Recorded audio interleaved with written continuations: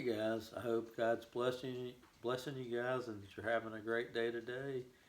And we're going to pick up in our reading in the Old Testament, in the book of Exodus. And I just wanted to point this out. I should have done this when I read the book of Genesis, but I didn't. I'm sure you guys are probably already all know this, but the first five books of the Bible um, were all penned, divinely inspired by God, of course, but they were penned by Moses, and it's actually called the Pentateuch, or the Law. But the first five books of the Bible, like I said, were penned by Moses, and I'm sure you guys already all know this as well. But Genesis is like the beginning. Genesis literally means the beginning. And in the book of Genesis, we saw um, the genesis of the earth and of mankind and all the animals, where God created everything. It was the genesis of everything. God made everything.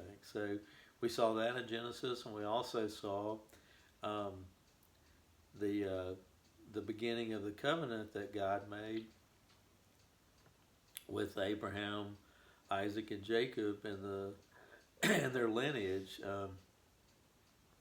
And in the book of Exodus, which we're about to get into, Exodus just means a mass departing, usually a multitude of people, but it doesn't have to be. It could be just one person basically leaving somewhere. But in this case, it's the Israelites are. It's a mass exodus. I hate to use the word to define itself, but a mass exiting of or exodus of the Israelites out of Egypt into headed toward what God promised them of the promised land. So I'll stop my rambling of the nature of the book of Genesis and Exodus, but we just finished Genesis, the book of Genesis, reading that, as you guys know. Now we're about to begin the second book of Moses, called Exodus. So with that, we will pick up with chapter 1, and we'll be reading out of the King James Version of the Bible. Now these are the names of the children of Israel, which came into Egypt. Every man in his household came with Jacob: Reuben, Simeon, Levi, and Judah; Ishkar, Zebulun, and Benjamin; Dan Dan and Naphtali; Gad and Asher. And all the souls that came out of the loins of Jacob were 70 souls, for Joseph was in Egypt already. And Joseph died, and all his brethren, and all that generation. And the children of Israel were fruitful, and increased abundantly, and multiplied, and waxed exceedingly mighty, and the land was filled with them. Now there arose up a new king over Egypt, which knew not Joseph. And he said unto his people, Behold, the people of the children of Israel are more and mightier than we. Come on, let us deal wisely with them, lest they multiply, and it come to pass that when there falleth out any war, they join also unto our enemies, and fight against us, and so get them up out of the land. Excuse me.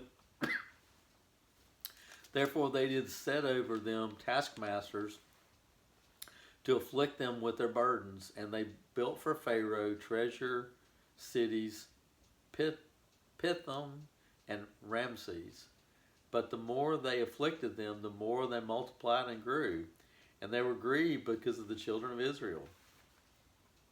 And the Egyptians made the children of Israel to serve with rigor, and they made their lives bitter with hard bondage, in mortar and in brick, and in all manner of service in the field. All their service wherein they made them serve was with rigor.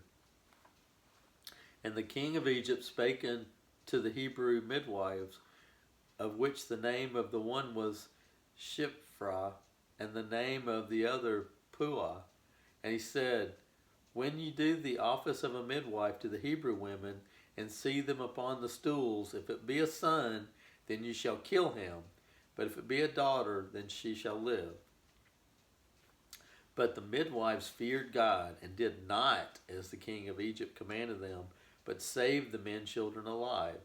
And the king of Egypt called for the midwives and said unto them, Why have you done this thing, and have saved the men children alive? And the midwives said unto Pharaoh, Because the Hebrew women are not as the Egyptian women, for they are lively and are delivered ere the midwives come in unto them. Therefore God dealt well with the midwives, and the people multiplied and waxed very mighty. And it came to pass, because the midwives feared God, that he made them houses. And Pharaoh charged all his people, saying, Every son that is born ye shall cast into the river, and every daughter ye shall save alive. All right, that completes the reading of the first chapter of the book of Exodus. We'll pick up in chapter 2 next time, and until then, I hope you guys remember to treat each other well and with kindness.